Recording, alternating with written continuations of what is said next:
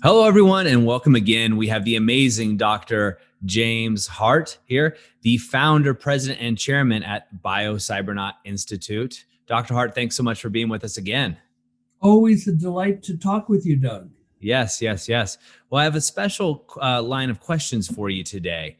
Let's start off with, can you explain what Biocybernaut does? Oh, well, um, I'm fond of saying that a biocybernaut is to inner space what an astronaut is to outer space.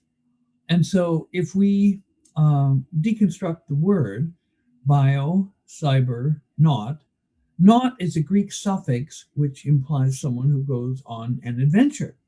The first that I know of was the Greek hero Jason and his Argonauts, who went off on incredible adventures to obtain the golden fleece, which was a precondition for his winning the hand of the king's daughter in marriage.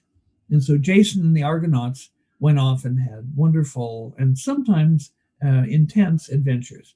More recently, we have astronauts and we have cosmonauts who go on adventures in outer space, whereas biocybernauts go on adventures in inner space. Now, how do they do that? Well, they use cipher or cyber. Cipher is an archaic word that means to calculate or to compute. And so bio, of course, is the biology.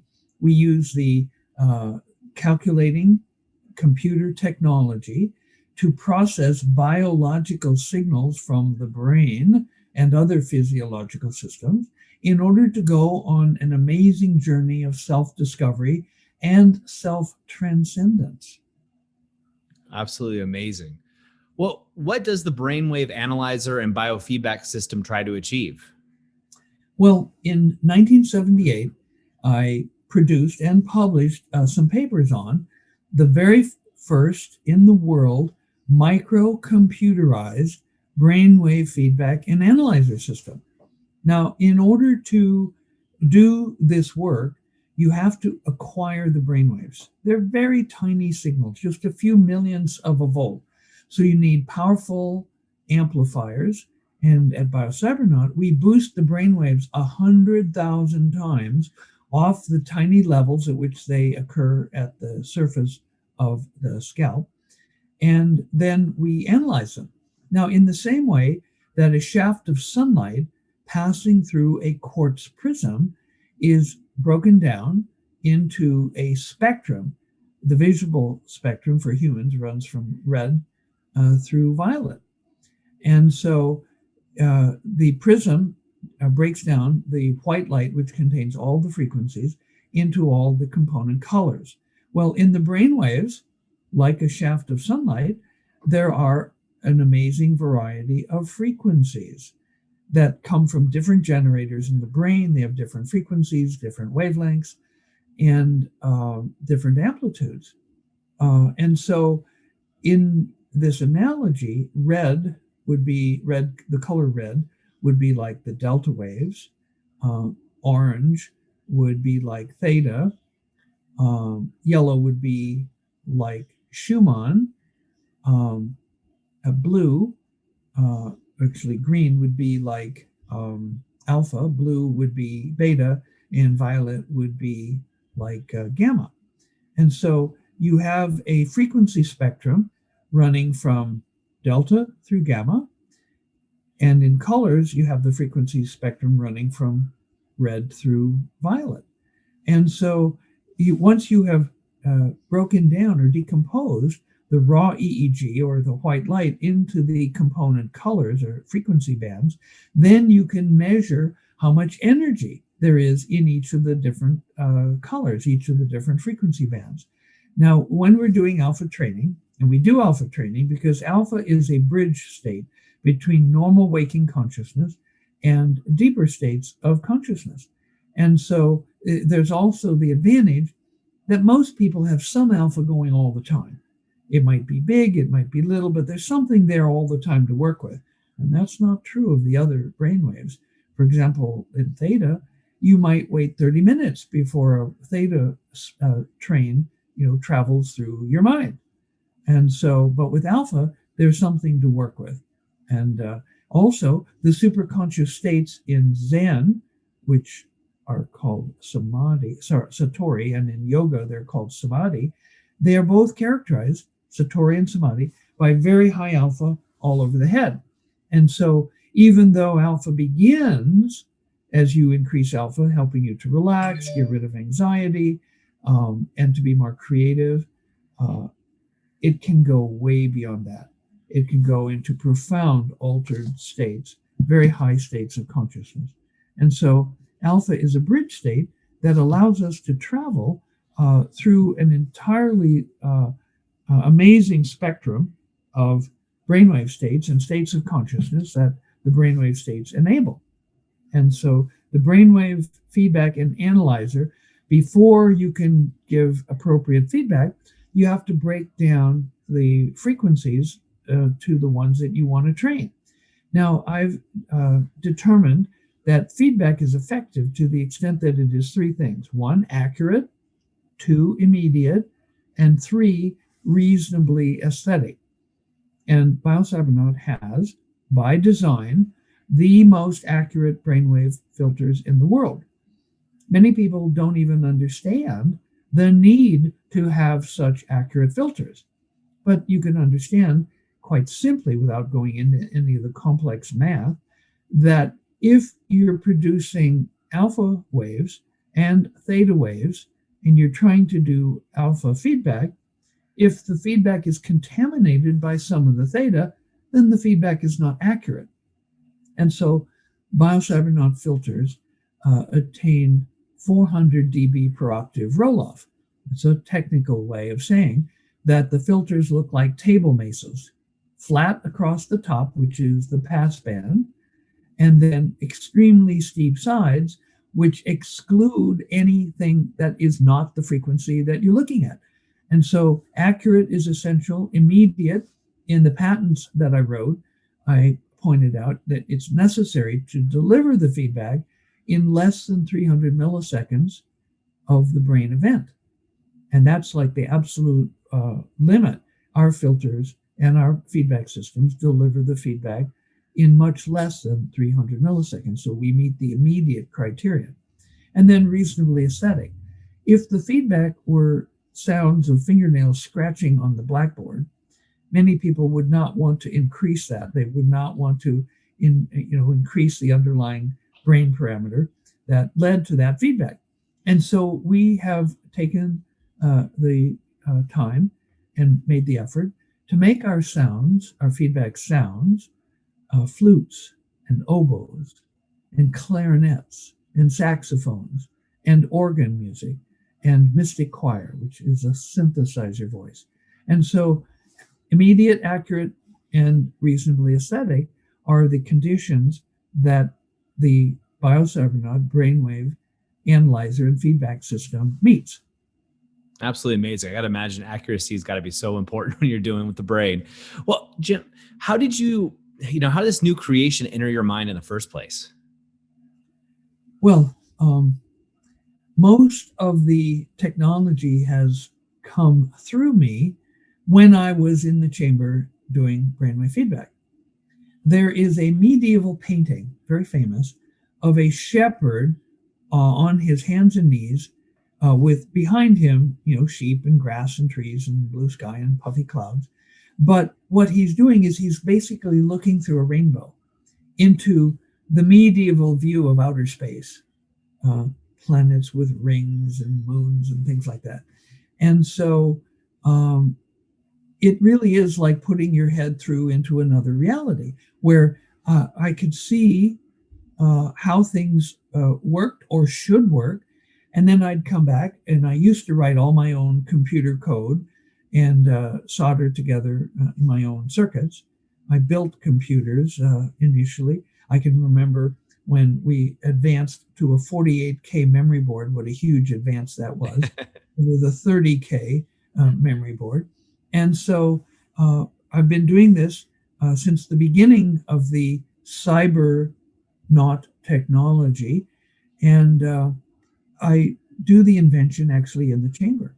It's so easy because in alpha, your creativity is expanded at least 50%.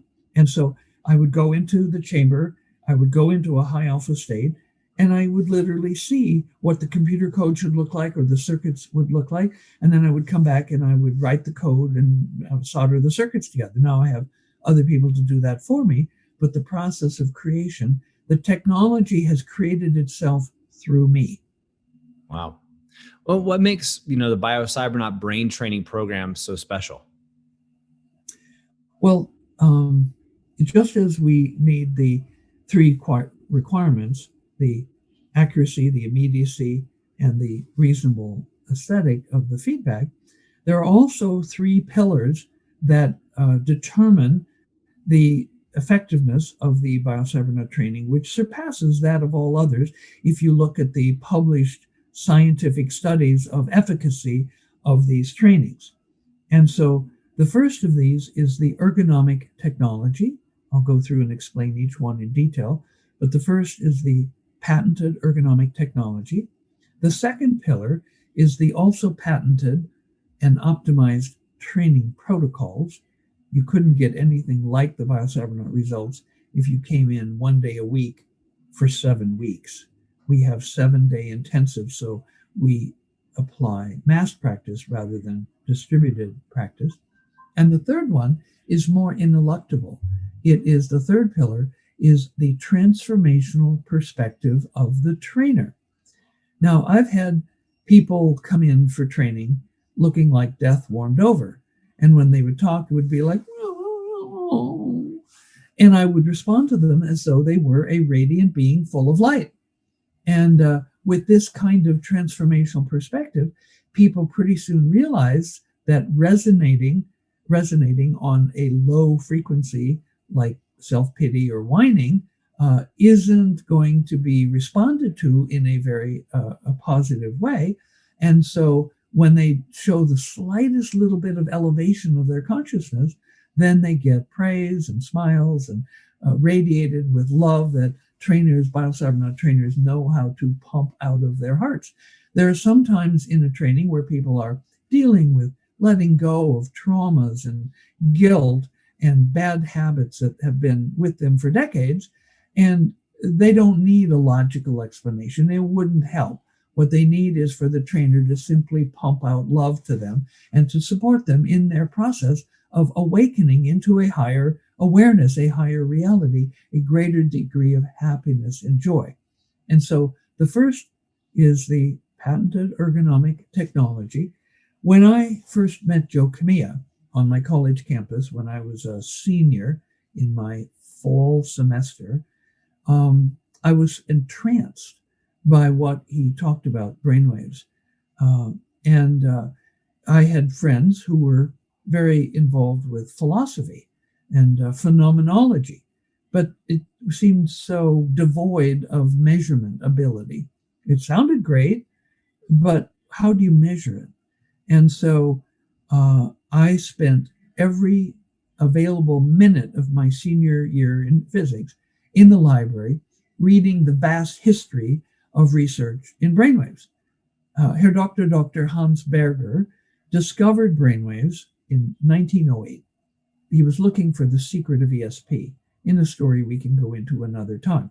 He kept it a secret for 10 years while he did some really good research. For example, he learned that high anxiety people were low alpha people, something that is the basis of our anxiety elimination protocols at the Biocybernaut Institute.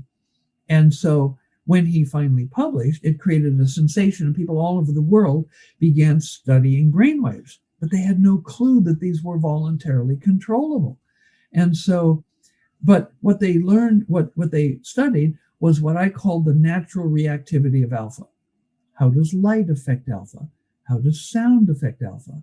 How does the pitch of the sound affect alpha? Is a low pitch tone or a middle range tone or a high pitch tone better for doing alpha? Some of these tones actually will suppress alpha. And so I learned the basics of how the brain and the body work together to make alpha in all kinds of different natural settings. So when it came time to design a technology to do feedback, I had a database that no other researcher or engineer has had before or since. And so the Biocybernaut technology is designed with a deep understanding of the natural reactivity of alpha.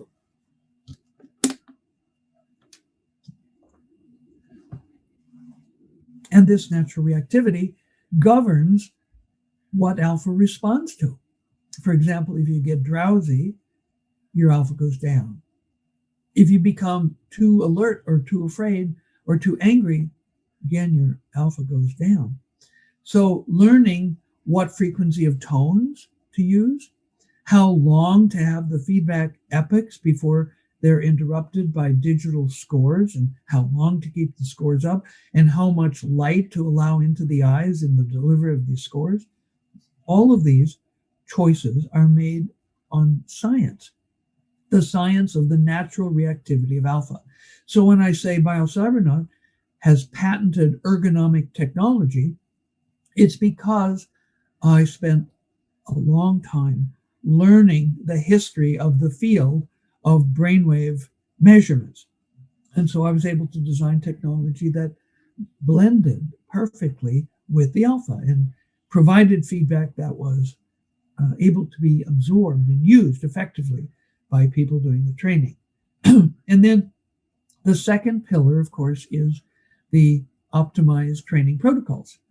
The idea that you could do this a couple hours a day, a couple days a week, or a couple days a month is just nonsense. It's ludicrous based on what I know about how the brain works. And it's not just the brain, it's the personality, because we all have an ego. As long as we have a body, we have an ego.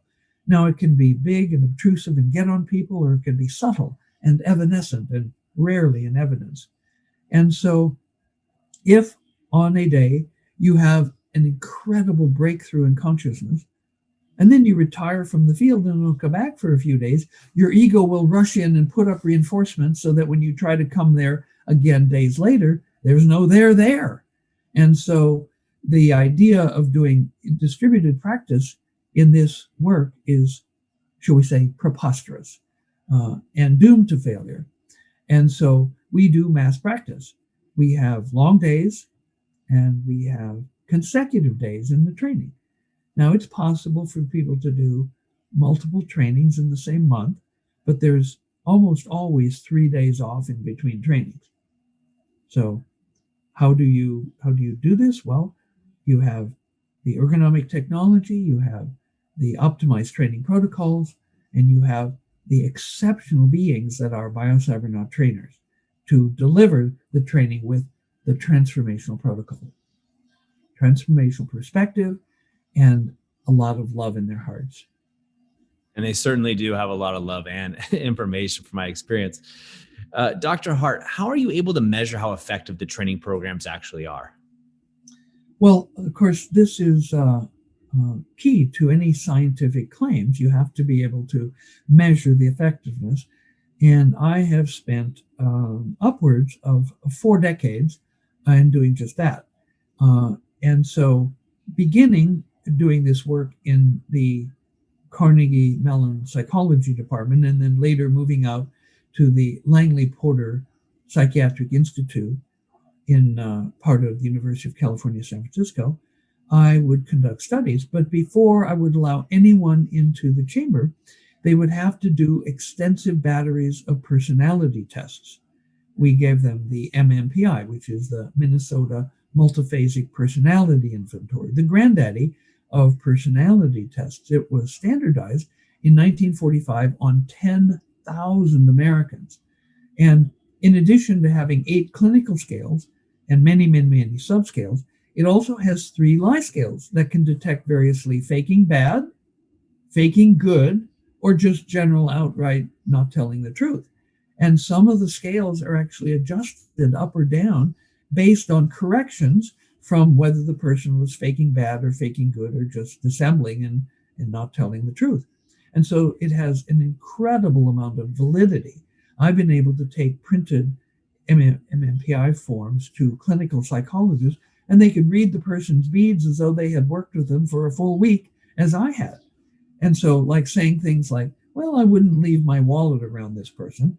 And when I picked them up at San Francisco State to bring them to their first training session, they took the cafeteria's plates and silverware with them. And at the end, when I'd washed and bagged these for them to take back, they expressed zero interest in returning the school's property that they had taken off campus. So that kind of thing. But also, we used the Myers-Briggs type inventory.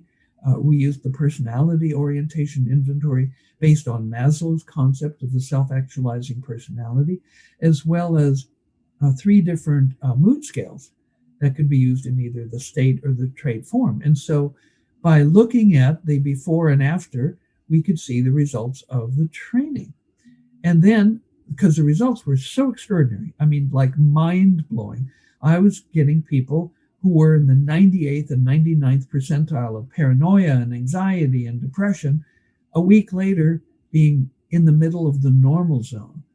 And I'll tell a story briefly to indicate how extraordinary that was. But when doing this, I wondered, and other people wondered, these results are just beyond anything that anyone in doing any kind of psychology or psychiatry has ever seen, but does it last?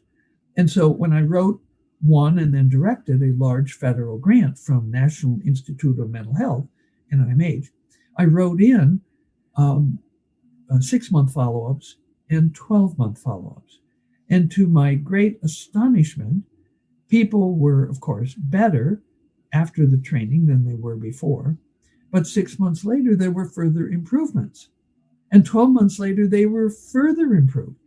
And so the results are extraordinary. And they, beyond lasting, they seem to increase. Now, to understand this, I came up with a metaphor of a fundamental shift in how you perceive reality. When you perceive reality, including your own internal emotions and other people's emotions and your thoughts differently, you can respond to them differently. A simple example would be somebody born colorblind who had only seen in black and white and shades of gray. When they get color vision through going to Lourdes and putting the sacred water in their eyes or a miracle surgery, suddenly the world is different. And they have more enjoyment of color. Every flower, every sunset is a showstopper. However, when they go to the supermarket, instead of like the black and white person buying a can of this and a box of that, they're now drawn by the colors of the fresh fruits and vegetables, so they buy and eat a healthier diet. And when they go to get dressed, instead of putting on colors that are geeky and clash, causing people to avoid them, they now are color coordinated, and their circle of friends expands and grows, and their opportunities in life expand and grow. And so one simple shift in perception, and people are profoundly different and ongoingly transforming themselves. Now, at one point, when I was working in California, I had a psychiatrist come to me, and I had, without knowing it, trained a number of his patients.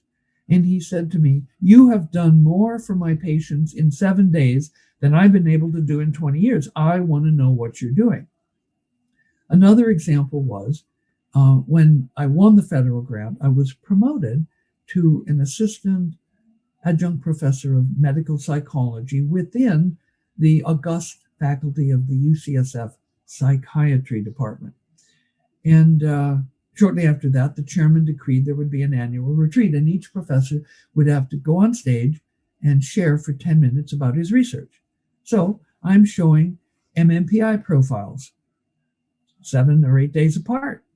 And they showed people at the extremes of anxiety and paranoia and depression, a week later being in the middle of the normal zone. Well, I was only halfway through my talk when 2 senior bearded professors were out of their seats, shaking their fists, pointing their fingers, and shouting angrily, because, of course, the thing above anger is fear, and they were afraid that this young whippersnapper was going to disrupt their august profession. So that is an interesting metric of how profound psychiatrists considered the results of the Biocybernaut training. Now, along the way, I also measured creativity increases, and they were averaging 50%. One summer, everyone who trained, I gave them a 4-hour IQ test, the Kaufman Adolescent and Adult Intelligence Test. And the average increase in IQ was 11.7 points, and it was stable at least a year out. We've also seen large increases in emotional intelligence, averaging 15.8 points. And so many people believe this to be the master skill for success, EQ. IQ accounts for 10, maybe 20%, but EQ accounts for 58% of a person's success in life, almost 60%. And so the results of the Biocybernaut training are profound and they are enduring. I mean, Dr. Hardt, you mentioned so many things that the Biocybernaut training can help with, but can you put in perspective how big of a problem this is that it's solving? Well, we can take just one of these for an example. I was writing a proposal maybe 10 years ago and to talk about anxiety. And at that time, the 4 top anti-anxiety drugs had a market of $500 million. That's just the top 4. And so since then, I'm sure that market has grown and expanded as people have been stressed in additional ways. And so this is Brainwave's rule. And alpha is like a silver bullet against anxiety. Way back in 1978, I published a paper in Science, one of the 2 premier general science magazines in the world, along with the British journal Nature. And in it, I demonstrated research findings, which were approved by a very, very strict peer review, that alpha increases would lower both kinds of anxiety in high anxiety people. And this was state anxiety and trait anxiety. Now, state anxiety is anxiety of the moment. Trait anxiety is a long-term personality disposition. And both of these were profoundly reduced by the Biocybernaut Alpha training. Amazing. Absolutely amazing. Now, what was the biggest... If we go to a larger context, how big of a problem is this? Well, Ram Dass said the only activity with any intrinsic and absolute worth is that of becoming more conscious. And when people become more conscious and they raise their alpha, amazing, amazing things happen. And perhaps in another context, we could talk about people who were really lost in darkness, who after the alpha training had shifted away from darkness and we're now embracing the light, we're expressing the light, and we're helping other people to come to the light. And so the goal of Biocybernaut is to reduce suffering and raise awareness globally and to usher in an enduring golden age for all humanity. So that's how big the opportunity is. Pretty big. Now, what was the biggest obstacle you faced and how did you overcome it? Well, obstacles for me came in 2 areas. One were technology innovations that I needed to make, and the other were people who were obstructing in various ways. And so an example of the technology innovations, I knew that I needed the best brainwave filters in the world because accuracy, immediacy, and reasonably aesthetic are requirements for effective feedback. So I explored, now mind you, I'm on a small fellowship, so it's not like I have megabucks to throw at technologies. The first one I came upon was switched capacitors, which could in fact attain the 400 dB per octave roll-off that I required.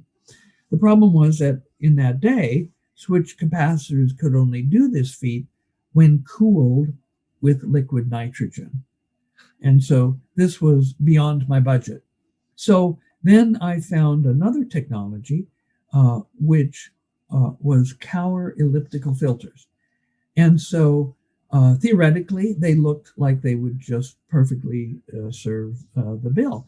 I had a coach, Gunnar Hertig, who was coaching me to do this myself. Like at one point, he said, "Well, Jim, you need to go off and find a way of computer solving simultaneous fourth order equations. And when you've done that, come back to me and I'll tell you the next thing you have to do." So I went off and created a Fortran subroutine that would solve general fourth order systems of equations. And so when I had done all of these things, and I had basically what they do, these filters, they only pass frequencies that resonate in a resistor capacitor, a series of resistor capacitor networks. And so I bought the most accurate components I could find, 1% resistors and 5% capacitors, and I built the filters, and they didn't work very well. Instead of being flat across the top, they had deep valleys, and they didn't have the appropriate roll-off on the sides. And so what I realized was 1% accuracy components were not good enough. So I took a rack of these non-functioning filters. They had op amps, so they generated heat, and I put them in a rack similar to what I was going to use. And I ran that rack for 24 hours and then measured the temperature in between the boards. And it was about 100 degrees Fahrenheit. So I took all the components that I had assembled, resistors and capacitors, and I put them in an office with electric heaters, brought the temperature up to 100 degrees, and kept it there for 24 hours. Then I and my staff, wearing bathing suits, went into this superheated office, and I would meter each resistor and call out if it was a 100 ohm resistor, but actually it was coming up at 100.9. Then I would call out that value, and one of the technicians in bathing suits would convey it to a bin and put it in. So over a period of about a week, we metered resistors and capacitors to find out what their real accuracy was. Then I wrote a computer program that if we needed this value resistor and this value capacitor, if the resistor was off by this, then we would need a capacitor that was off by that. And so every single filter board was absolutely unique, but it was assembled using high consciousness. And so in that way, with persistence and time and not very much money, I was able to build the world's best filters. Okay, well, that was part of the system. The rest of the system was I wanted to build the world's first microprocessor. And I had a subscription to Electronics Magazine, and I saw there ads for a 64-channel A to D converter, which of course is going to be necessary to create digital signals out of the analog brainwave signals. So I got a kit for the Motorola 6800, and with the help of Carl Kelb, assembled that into the world's first microcomputerized brainwave feedback and analyzer system, and it was mated to these extraordinary banks of analog filters, which today remain the best analog filters in the world. Now they're tedious to assemble, and so now we have digital filters that obtain the same results. But so those would be examples of how I overcame one category of obstacles, which were the technical innovations that were required. The second category was people who were in opposition to this. So I'm a grad student at Carnegie Mellon, and I want to do this for my doctoral dissertation. So I'm sent to Dr. Terrence W. Barrett, who was a postdoc, his first job after grad school. He was in charge of the equipment for the physiological laboratory. And so I went to him all excited and talked about the brainwaves of yogic samadhi and the brainwaves of Zen Satori and consciousness. And I was so excited. 2 hours later, after our meeting, I get a note in my email box saying, nobody who is interested in consciousness could possibly be serious about getting a degree in physiological psychology. But if you will submit yourself to me, I will design a program of research for you, which will lead to a PhD in physiological psychology. I was almost laughing at the stupidity of this man. But fortunately, the dean of the school was on sabbatical, And in his place was Dr. Richard Hayes, the only professor in the department who had an interest in consciousness. He was a Piagetian psychologist studying the development of intelligence in children. So I took the letter to him. He rolled his eyes. And the next day I got a letter authorizing me to use the physiological laboratory equipment. But I had earned the enmity of all the other physiological psychologists who lay in wait to try to sabotage me at every step along the way, including my oral defense. But my head of my committee wisely set a time for my defense when the two most hostile physiological psychology professors were giving seminars and couldn't attend. They sent hostile questions, which I answered adroitly, but then they weren't able to make hostile follow-up questions. And so along the way, there were endless stories like this because what may be the dark forces don't want an increase in consciousness on the planet. And so there have been people along the way who climbed aboard the Let's Stop Jim Hardt. At one point, Joe Camilla, who discovered brainwave feedback, and I was working in his lab for 15 years. At one point he said, how can we stop Jim Hardt from doing brainwave feedback? Maybe we could pay him. No, that wouldn't work either.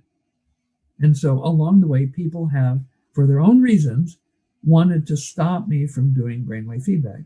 And praise God, and thanks to Alpha, none of these people have been successful for long in delaying my mission of bringing reduced suffering and expanded consciousness to all humanity.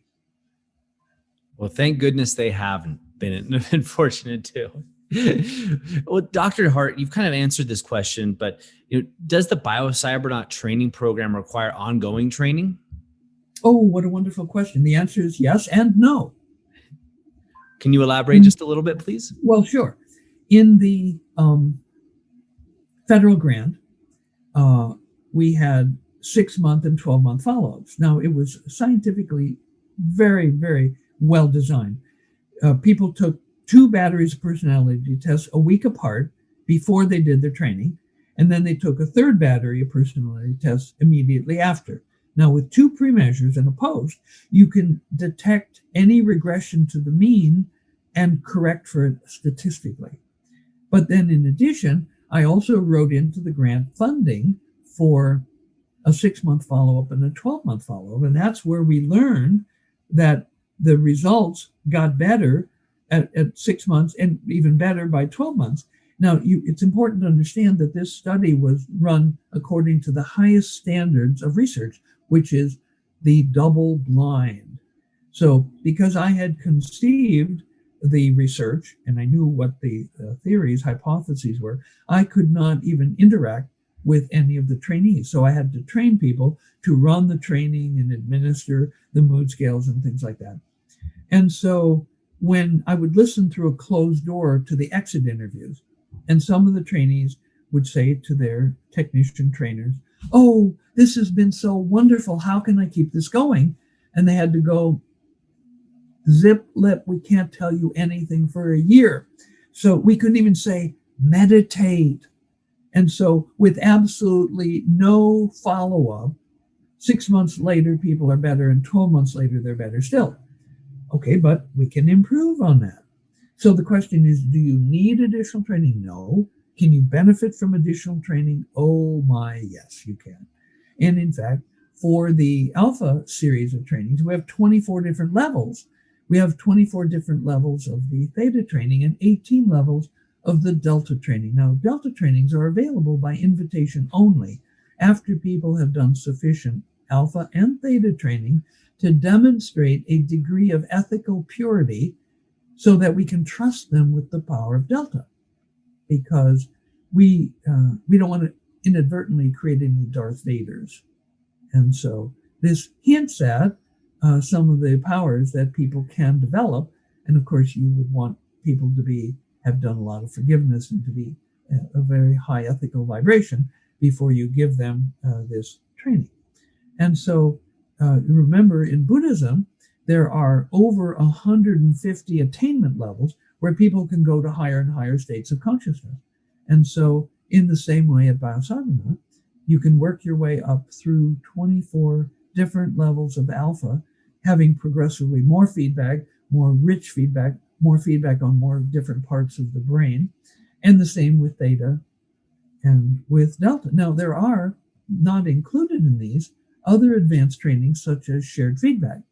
If two people have done alpha 1 each, then they are eligible to go into the same chamber at the same time and do what we call shared feedback.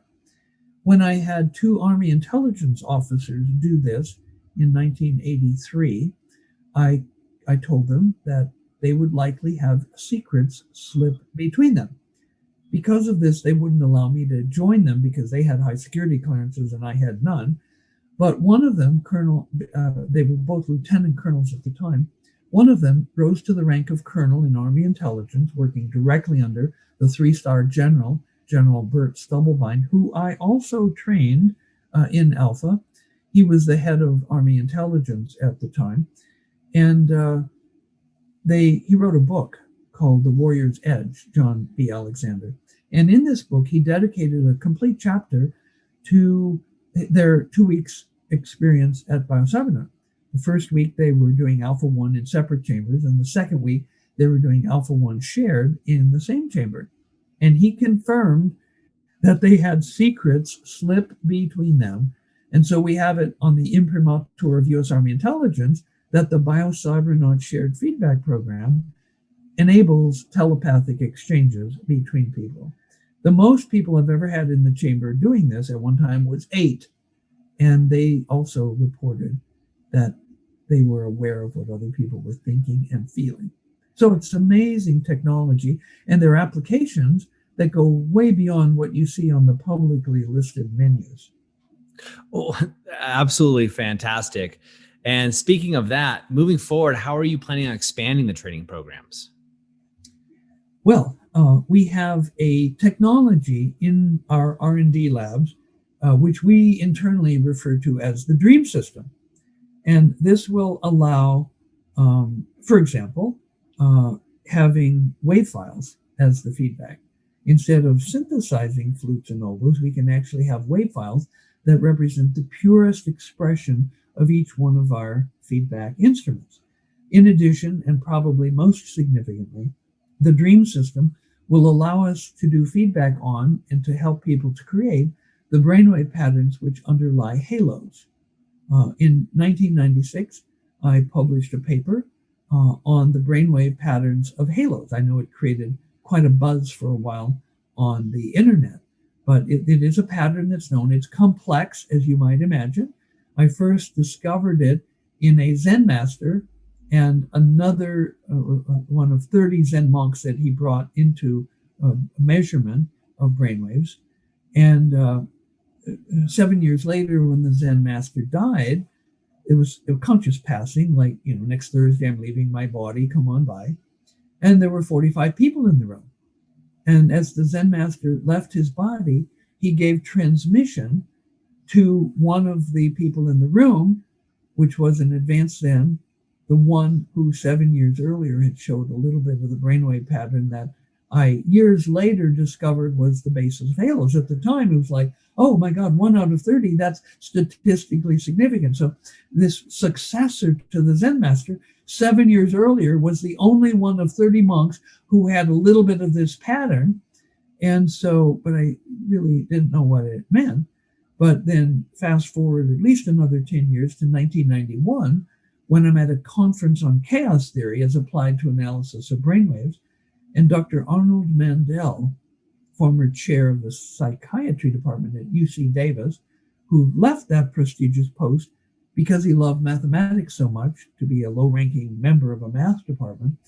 He's the one that taught me, gave me data, gave the group data, that this brainwave pattern that I saw in the Zen master and the successor to the Zen master is actually the brainwave basis of halos. And so it's a complex pattern. It involves coherence between different sites, several different frequencies. And it'll be trainable with the dream system. Absolutely fantastic. Dr. Hardt, I know how busy you are, so thank you so much again for being with us today. It's truly an honor. Thank you. And Doug, I have one more comment about that. Yes, please. Yes, halos are a cross-culturally recognized symbol of ethical purity and spiritual advancement. Jesus and Mary and Joseph and the apostles and angels are typically depicted with halos. But so is the Buddha, often depicted with halo. And Krishna from Hinduism is often depicted with a halo. Krishna, like God, is believed by, like Jesus, is believed by the Hindus to be both God and man. Now, he was not begotten. There's a flash of light, a puff of smoke, and there's the full-grown Krishna. But he's often depicted with a halo. And so when Newt Gingrich and a raft of people that were his followers swept into Congress, there were newspaper cartoons of Newt being in a little kiosk handing out halos to the new representatives as they were going into the House of Representatives. And so halos are a cross-culturally recognized symbol of spiritual advancement and ethical purity. And so for us to have a technology that can train people, even if it might take 2 months of pretty nearly continuous training, to achieve the brainwave patterns that underlie halos. In Zen, it takes at least 21, maybe 40 years to obtain advanced Zen states, and only 1 of 30 advanced Zen had this precursor pattern, which is, I now know, related to a halo. So imagine the Biocybernaut mission globally of reducing suffering and expanding awareness being augmented by a technology that would enable us to train people to have the brainwave patterns and the ethical shift that would enable them to run these brainwave patterns. So you would have thousands or millions or hundreds of millions of people walking around with halos. I think that would be a better world. I think so too. Once again, thank you so much, Dr. Hardt. So welcome, Doug. Thanks for being here. Hi, I'm Tony Robbins. Listen, if you are looking to improve your brain, your psyche, your ability, your emotions, your ability to really maximize your performance, and you want to really dig into your brain, my dear friend, Dr. Jim Hardt, and his Biocybernaut program is extraordinary. I've been through it myself. My wife Sage has, members of my family have, and we found it to be truly extraordinary. But it is not for the faint at heart. Unless you're dead serious about really taking things to the next level, don't bother. We went through the Alpha program designed to maximize your ability to create alpha waves. And it was challenging and it was incredibly rewarding. And I'd recommend it to anybody serious about improving the quality of their lives or including the quality of their family lives as well. So check out Cybernaut, check out Dr. Jim Hardt. And if you do, I think you'll be really, really pleased. And the entire time you are learning to think and how you think these electrodes create sounds. And you learn how to put yourself in the zone of alpha. But it's a bitch. It's horrible. I wouldn't recommend it to anybody that wants easy experiences, but I'd recommend it to anybody that wants to grow immensely. And by the first day, I'm like, who do I got to shoot to get out of this thing? Oh, it's me. I'm the one that did this shit. Right? But by the end of the week, all 3 of us were able to go into this state of alpha. And if you're familiar with alpha, the best way I can describe alpha is there's no problem that can't be solved in alpha. Because every problem that we have was created by us. Thank you for being here and absorbing this information about the science of brainwaves and about the stories of people whose lives have been beneficially altered, improved by doing brainwave training at Biocybernaut. And now I'm reaching out to you to invite you to come and be a part of the Biocybernaut adventure. Biocybernauts are to inner space what astronauts are to outer space. So come and adventure with us. And if you'd like to leave a comment on the videos, you can do that, or there's a link you can click if you'd like to learn more. We welcome you to Biocybernaut.